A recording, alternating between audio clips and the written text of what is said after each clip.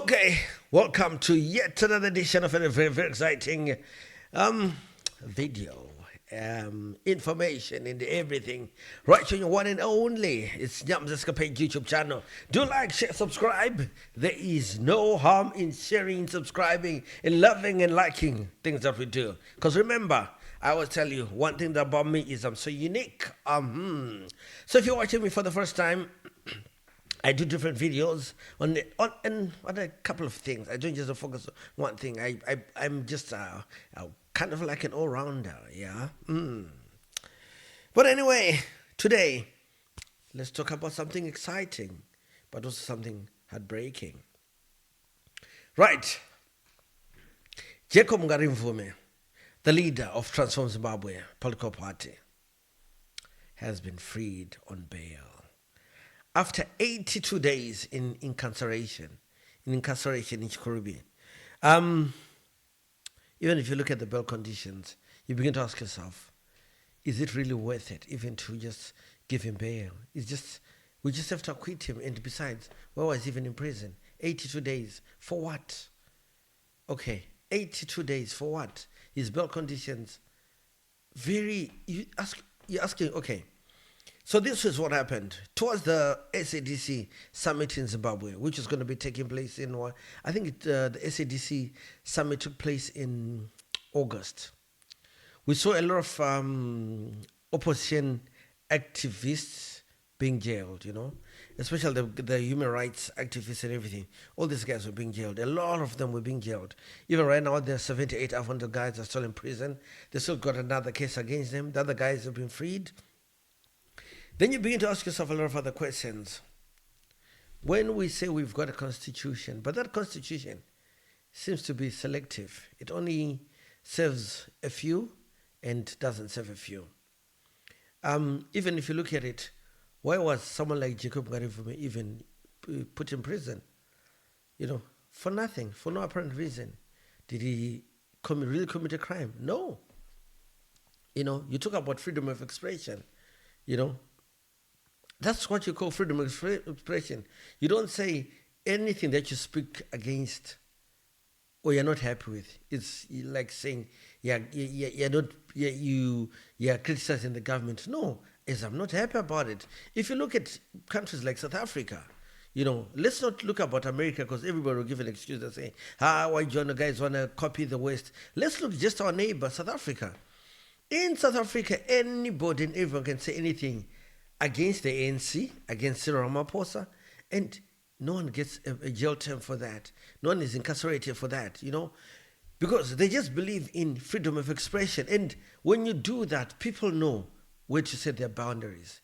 Remember, calling someone good or bad is a choice, and everybody is entitled to their choice. But when someone calls you bad and they've got their facts, I don't see a problem with that.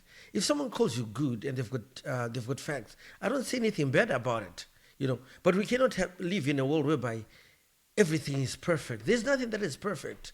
So the moment someone else sees what you don't see, it means that there's a problem somewhere, and you probably need to work with them, engage them, or consider their views and opinions. That when this person has said such a thing, maybe they're coming from a point that I don't see. We can never be all the same. This is why we're all not pilots. Because if we're all pilots, which planes were we going to fly? Because there will be no one to make the planes, no one to fuel the planes, no one to, to service the planes. So we cannot all be pilots. Some have to be pilots, some have to be engineers, some have to be working at the oil companies. There's a lot of things. So that's what makes the world go around. One thing that I just need to get people to understand is an opinion is not bad. A view is not bad. Whether the view or the opinion is good or is bad, but it is your opinion, and one is entitled to that opinion. As long as that opinion literally does not really directly, it's like a direct insult. It's just like if I say, the president is not doing good, the president could do better, the president is leaving corruption happening. I haven't insulted the president. I'm just saying he could do better, and maybe he's being misinformed with the people around him, so he can do better. You see, every time people want us to say, no, the president is doing good, he's doing fantastic, I always say, and I'll always say this, I will never comment on something that someone is doing good. If you do something that is good, well done, that's good. But I'll show you where you're not doing good in order for you to say, okay, maybe I forgot this, or maybe I can do this in a better way. And things are done. It's not like the honest fact of the truth is not like we hate Zimbabwe. We all like Zimbabwe. We love Zimbabwe. Zimbabwe is a great country if it is only has got certain systems that work, that serve everybody, that just don't serve a few. Where everybody is entitled and feels like a citizen. Zimbabwe is a very beautiful country, great landscape, great climate and everything. It's just the issues of like systems are not there. The health systems are not there.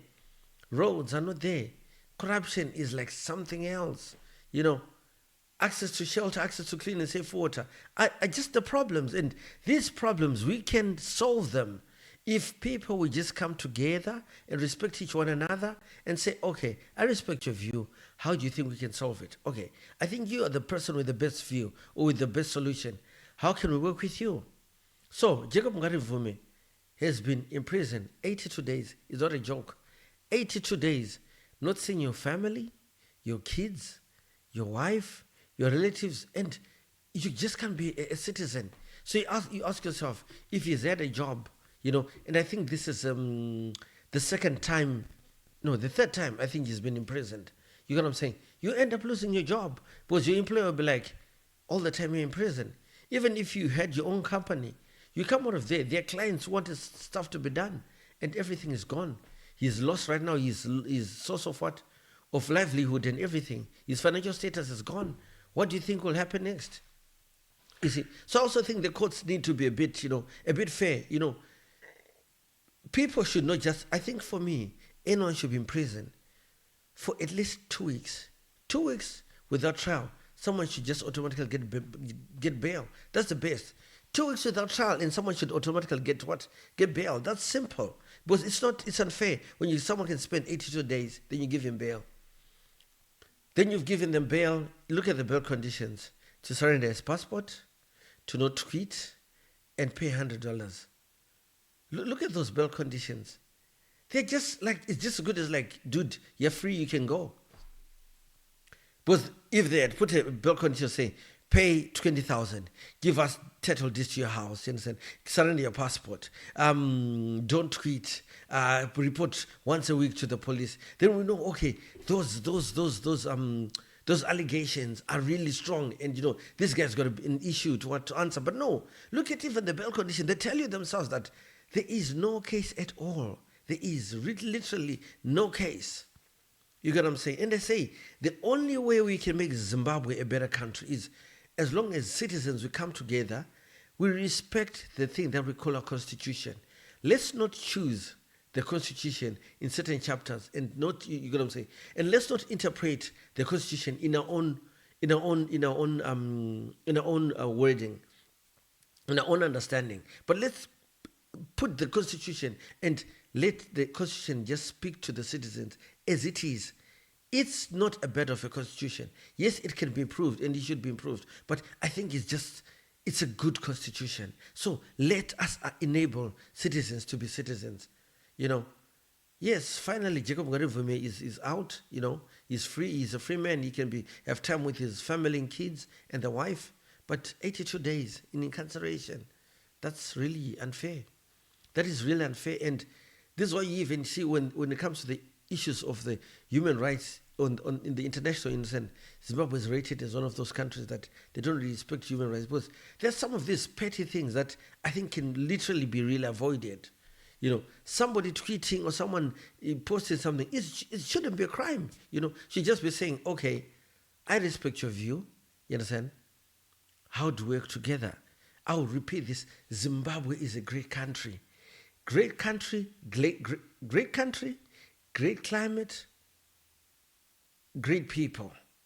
It's only some of the systems that just have to change. It's an amazing place to be, but it's because of the systems that they only work for certain people, they don't work for certain people, which is so sad. But anyway, we thank God.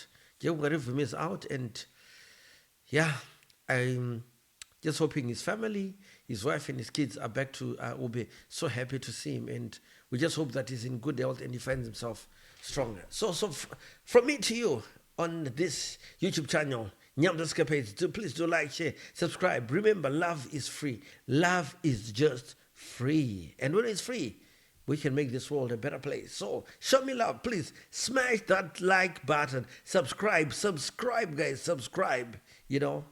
Yeah, please, let's do subscribe. And catch you on the next video.